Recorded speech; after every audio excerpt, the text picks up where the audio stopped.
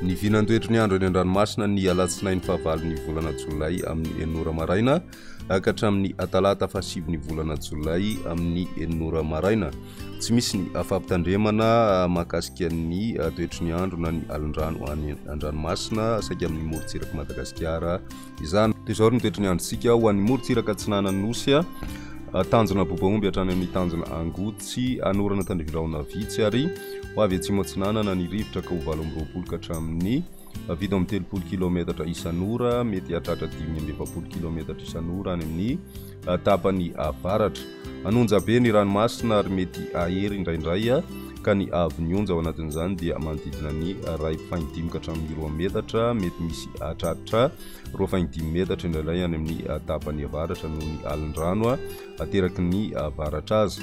Tanjona Angotsy hatrany Manoro anorana tandreviraona any amin'ny tapany avaratra ary ho avy atsimona atsimo atsinanana ny rivotra ka ho 7 ka hatramin'ny 12 kilometatra isan'ora. Diny mpanonja na anonja be ny ranomasina ary ny avy onja 1 ka hatramin'ny 2.5 metatra. Manoro hatrany Taolanaro ho maina amin'ny ankapobeny ary ho avy avaratra ny rivotra ka ho 7 ka hatramin'ny 12 kilometatra isan'ora hatratra 12 kilometatra isan'ora manomboka ny atoandro ka diny mpanonja na anonja be ny ranomasina ny avy onja 1 ka hatramin'ny 2.5 metatra. Taolanaro hatrany amin'ny tanjona Vohimena ho maina amin'ny ankapobeny ary ho avy avaratra atsinanana ny rivotra ka ho 12 ka hatramin'ny 17 kilometatra isan'ora. Anonja be ny ranomasina ny avy onja 2.5 ka hatramin'ny 2 metatra.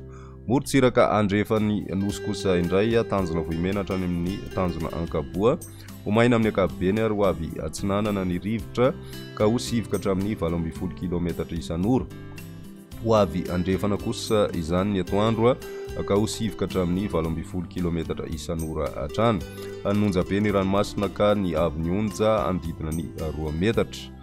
Tanjona Ankaboa hatrany amin'ny tanjona Vilanandro ibalika ny masoandro ary ho avy atsimo ny rivotra ka ho 7 ka hatramin'ny 12 kilometatra isan'ora. Diny mpanonja ny ranomasina ary ny avy onja andidina ny 2.5 ka hatramin'ny 1 metatra. Tanjona Vilanandro hatrany Analalava ibalika ny masoandro ary ho avy atsimo na atsimo atsinanana ny rivotra ny maraina ka ho 12 ka hatramin'ny 12 kilometatra isan'ora.